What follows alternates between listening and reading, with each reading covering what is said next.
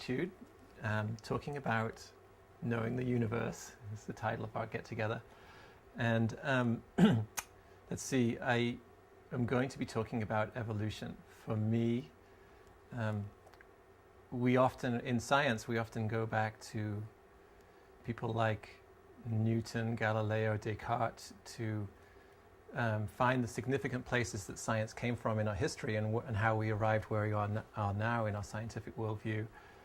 But I think at least an equal, if not more, influence on the history of Western science and Western thought has been the arrival of evolution and Darwinism.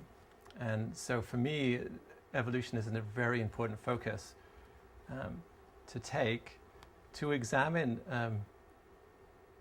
really what it's about and whether the Western view of evolution is a good one, an accurate one. And if it's not, then where do we want to go with that concept of evolution? Do we want to throw it out, or do we want to take it further in a certain kind of way? And for me, that represents a very crucial aspect of what I would call our worldview. And like Deborah, I think worldviews are incredibly important. So the worldview really dictates what you see, what worldview you hold, what you think the world is, what you think you are, dictates what you see, what you encounter. And so developing and allowing worldviews to change and grow is incredibly important. So that's why I'm focusing on evolution right now. And the first thing I want to do is to show a clip, a funny clip that actually I think is really brilliant and very deep. And it's a clip from the comedy series Friends. That's fine. Go ahead and scoff. You know, there are a lot of things out there that I don't believe in, but that doesn't mean they're not true. Such as? Like crop circles, or the Bermuda Triangle, or evolution. Whoa. Well, you don't believe in evolution? Nah, not really. You don't believe in evolution? I don't know. It's just, monkeys, Darwin. It's a nice story. I just think it's a little too easy. Too easy? The process of every living thing on this planet evolving over millions of years from single-celled organisms is too easy? Yeah, I just don't buy it. Excuse me. Evolution is not for you to buy, Phoebe. Evolution is scientific fact, like the air we breathe, like gravity. Oh, okay. Don't get me started on gravity.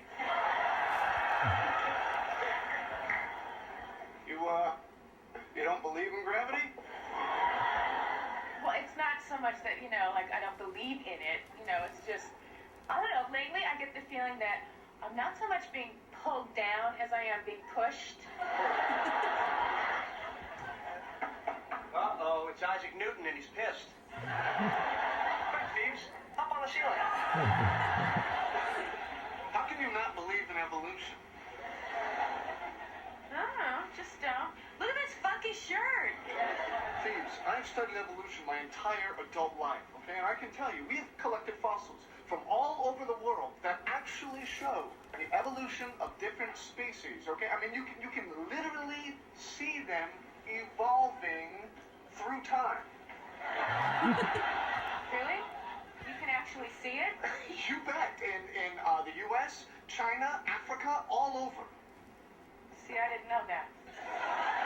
Well, there you go. Huh.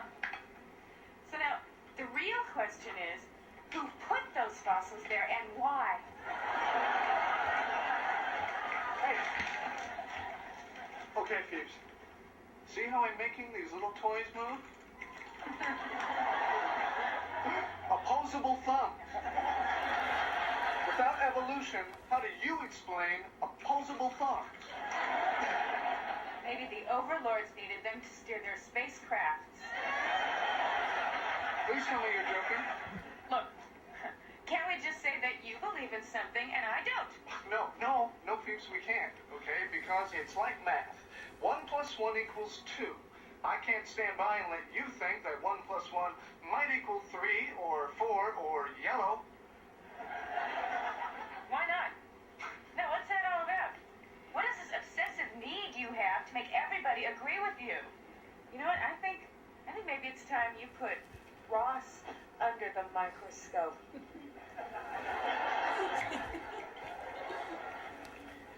Is there blood coming out of my ears?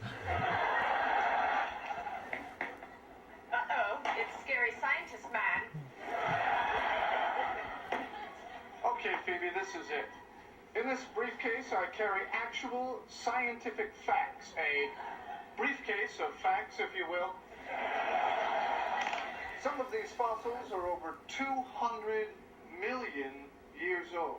Hey, look, before you even start, I'm not denying evolution, okay? I'm just saying that it's one of the possibilities. It's the only possibility, Phoebe. Okay. Ross, could you just open your mind like this much? Okay? Now, wasn't there a time when the brightest minds in the world believed that the Earth was flat? And up until, 50 years ago, you all thought the atom was the smallest thing until you split it open and this, whole mess of crap came out. Now, are you telling me that you are so unbelievably arrogant that you can't admit that there's a teeny tiny possibility that you could be wrong about this?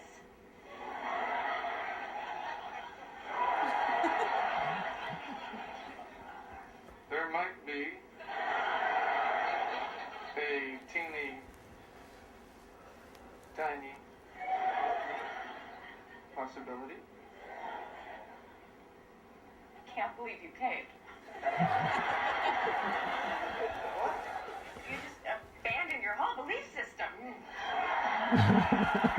Before, I didn't agree with you, but at least I respected you. How are you going to go into work tomorrow? How are you going to face the other science guys? How are you going to face yourself? Oh.